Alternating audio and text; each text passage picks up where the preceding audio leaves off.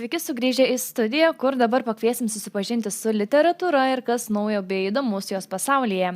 Rubrikoje Knyginėjimai trumpai net 5 knygas šiandien pristatys Delfi kultūros rubrikos redaktorė ir Delfi prekės ženklo vadovė Jūratė Žuolytė. Sveika, Jūratė. Labą. Turim tokias 5 negrožinės literatūros knygas, motyvacinę šiek tiek, taip, tai galima ir pradėti iškart nuo pirmosios knygos Nepavaldus laikui. Tai apie ką ši knyga? Taip, aš tiesiog dar trumpai pasakysiu, kad labai šios knygos tinka metų pradžiai, nes tai yra tas, žinome, kad visi labai mėgstame tas naujametinės rezoliucijas. Tai dabar, pirmas mėnuo jau baigėsi, bet vis tiek galima dar suspėti šokti traukinį, tai kas prisižadėjo savo rūpinti sveikata, santykiais, finansais, dar kažko, tai va šios knygos bus puikus įrankis tai padaryti.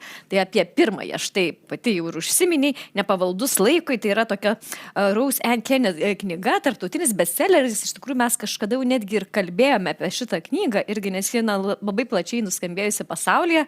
Tokia mokslininkė, kuri netgi yra gavusi apdovanojimą už visą gyvenimo nuopelnus būtent dirbančioje srityje. Tai taip, laiko sustabdyti mes negalime, nes nenori kažkaip pasensime, bet mes labai galime padaryti didelį įtaką tam, kaip mes sensime, kaip mes tą visą gyvenimo kelią nueisime. Ir ji čia dalinasi tokiais patarimais, kuriuos yra sudėjusi tą savo patirtį iš senėjimo medicinos srityje. Kaip mes turime elgtis, kaip galbūt valgyti, judėti, bet ne tik tai. Ir tai, kaip palaikyti santykius, kokia tai daro įtaka. Toks dalykas kaip juokas, argi atrodo čia vaistas, bet pasirodo tam tikrą prasme yra. Tai tokius išdėsto patarimus ir moksliškai paaiškina, kaip tai veikia mūsų kūną, nes tikrai, sako, didžiąją dalį galime nuspręsti patys, kaip mes būtent sensime. O dabar, kaip ir pat minėjai, puikiai metų pradžia tai padaryti ir juokas štai puikus vaistas ir tai reikia tik juoktis. Galime kiekvieną. Vienas iš, jinai siūlo 7 gyvenimo būdo pokyčius, tai juokai traukti tikrai pravers.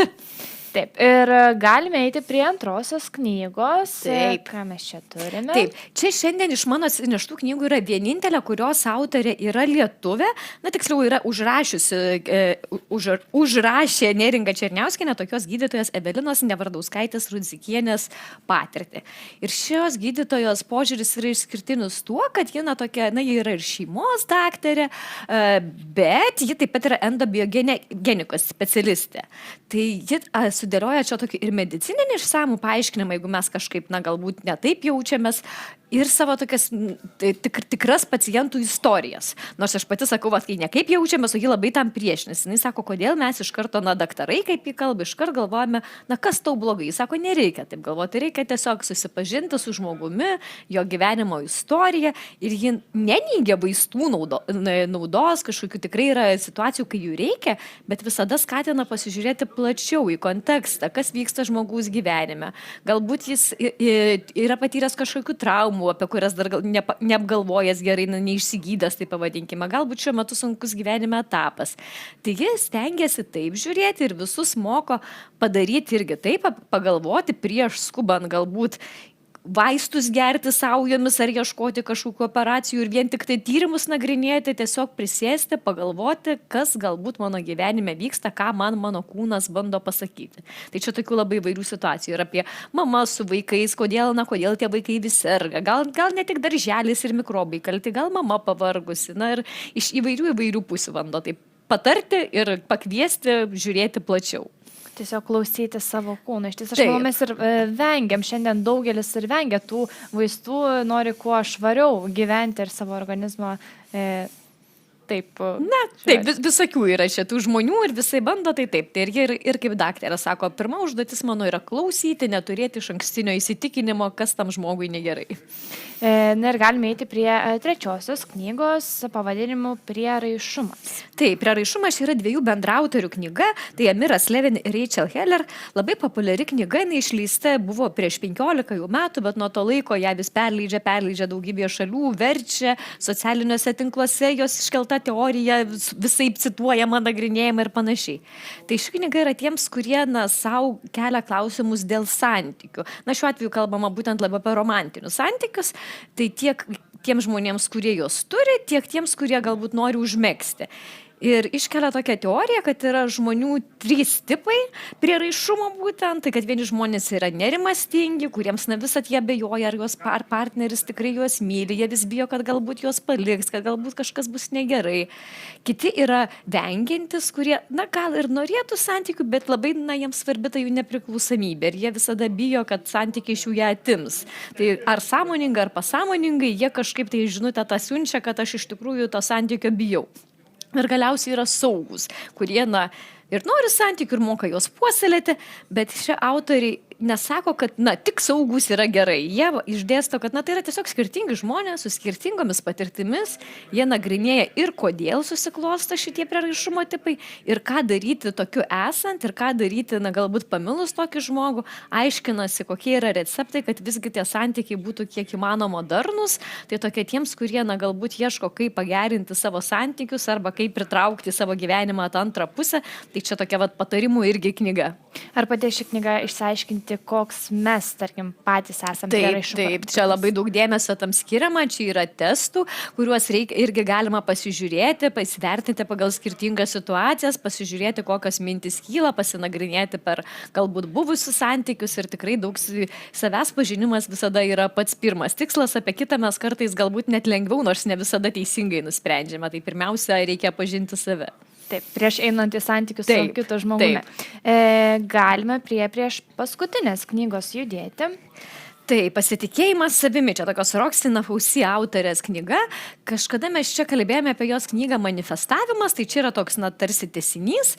Autorė labai irgi žinoma, labai populiari pranešėja, jos pranešimus visur pasaulyje susirenka minios žmonių, socialiniuose tinkluose turi daugybę sekėjų. Tai visur kalbėdavo irgi būtent jos pagrindinė žinutė yra manifestavimas, kad mes galime manifestuodami pildyti savo svajones, įvairias, kokias jos bebūtų. Ir šioje knygoje įdėsto, kad pasitikėjimas savimi yra būtina to dalis. Irgi aiškina savo receptus, kaip galima labiau pasitikėti savimi, kokiu galbūt irgi pasižiūri, priežastis, kodėl galbūt nepasitikime, pataria, ką daryti, kad tai keistusi, nes irgi dėsto teoriją tokią, kad gimėmės, galbūt mes kažkokie sąlyginai pradėjome taip pat, paskui kažkas atsitiko, pradėjome mažiau pasitikėti savimi, bet mes galime iš tikrųjų tai pakeisti. Jos yra tokia teorija ir reikia pabrėžti, nemaišyti su arogancija, nemaišyti su kitų žmonių žeminimu, tiesiog reikia sveikai pasitikėti savimi, žinoti savo vertę ir jie kviečia tai padaryti. Ir galime eiti prie paskutiniosios knygos. Taip, čia šiuo atveju tiems, kurie kalbėjo galbūt savo naujus metus pradėdami apie tai, kad šiais metais tikrai atsakingiau žiūrėsi finansų savo, galbūt planuoja daugiau uždirbti, tikis ir panašiai. Tai Turto algebra, tokios Scotto Galloway'aus knyga, jis yra labai žinomas rinkodaros pasaulyje žmogus, jis turi ir pranešimai jo labai populiarūs, knygas rašo, tinklalaidę, kuria tikrai šioje srityje vienas žinomiausių. Tai ir čia tokia knyga, mes įdėliojo tokius pagrindinius principus, kaip elgtis su pinigais. Tai man tai iš tikrųjų kažkaip labai įdomiai sudėjo tokius pagrindus, kad yra viena tokia pusė tiesiog irgi, kaip galvoti apie pinigus, kaip irgi tiesiog kaip galvoje susidėti į savo požiūrį, kad pinigų, kam jums reikia pinigų, kiek reikia. Ir yra tokia labai ir pavadinkim teorinė dalis, kur yra ir pagrindiniai terminai išaiškinami, kur galima tiesiog žmogui, kuris galbūt toliau nuo to pasaulio, suprasti, ką reiškia tie finansų specialistų minimi žodžiai. Ir nuo to, pradeda nuo to netgi kaip profesiją pasirinkti, bet irgi taip realiai pamastant. O ar jie jums leis išgyventi tada? Kur investuoti? Ar verta imti būsto paskolą? Kaip pagalvoti, galbūt neverta? Tai nuo tokių labai gyvenimiškų iki tokių netgi terminologinių, kur tu praplėti akiratį ir gauni daugiau žinių.